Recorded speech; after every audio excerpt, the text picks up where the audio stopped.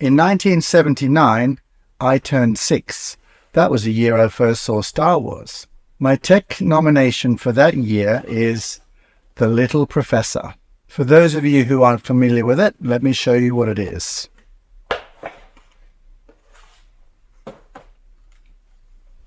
I'd like you to meet The Little Professor. It came out in 1976, but I got my hands on my first one 3 years later.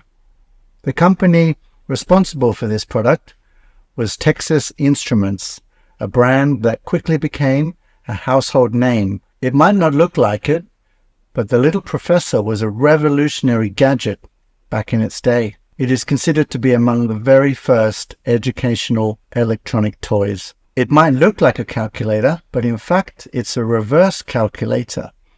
It was great for children because instead of giving you the answer, it instead asked you maths questions for you to solve. This, of course, would have been popular with the parents. And let's not forget, a calculator in those days was a very expensive item. Back in those days, it probably would have cost the same as a laptop today. So it was a serious investment, and not everyone had one in their homes. And when this came on the market in 1976, parents went crazy. In 1977 alone, they sold 1 million units of this device, and it was only upwards from there. So by the time I got my hands on one, the Little Professor was all the rage. And this here is one of the original Little Professor models from 1977.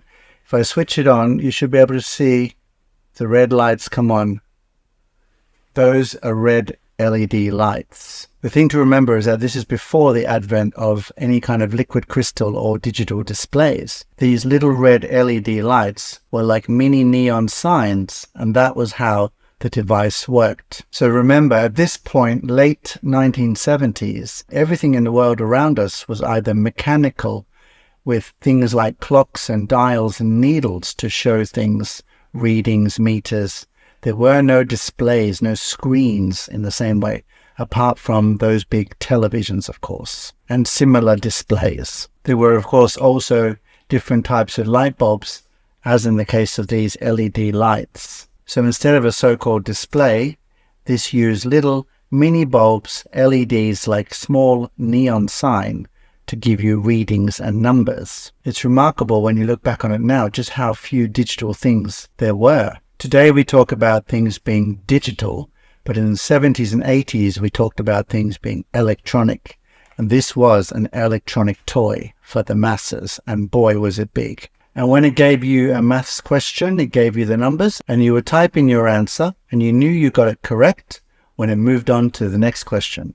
If you got the answer wrong, it would say EEE for error and make you do the question again. There were no sound effects on this thing, nothing. These little red lights were as exciting as it got. Yet the concept of what it was doing was totally mind-blowing. Here was a machine that could do calculations and think. This was totally unheard of in the home consumer market. And most people had seen nothing like this in their everyday lives. And believe it or not, these dry maths drills actually made learning maths fun, because the novelty of this electronic device really was futuristic. All it did was use these 9-volt square batteries. If you've ever wondered what these are for, well, these were the ones that went in that particular device, not AA batteries. The design and general form of this device, the Little Professor, did change over the decades. It kind of went slimmer. We got AA batteries and things like that. We got an LCD screen, but perhaps one of the best upgrades was the solar-powered Little Professor.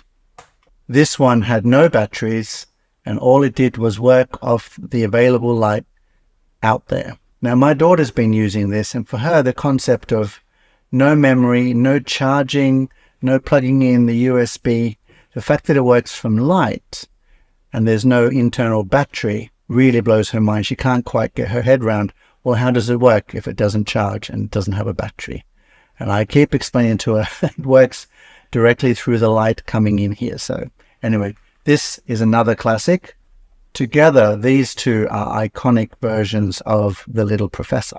It might seem obvious to say now, but this device did one thing and one thing only, And that's such a departure from the way that most devices work today. They'll do 2, 3, 4, or endless amount of things. But this was one machine that did one thing. There were no peripherals plugging in, no cartridges, nothing. It just did maths, asked you questions until you had learnt your numbers. And this really was the dawn of the coming digital electronic age. Even in those days, it was just electronic. And speaking of a future digital age, as a young Generation Xer, this was my very first introduction to it. So 1979, my gadget for this year is the little professor. See you on the next episode.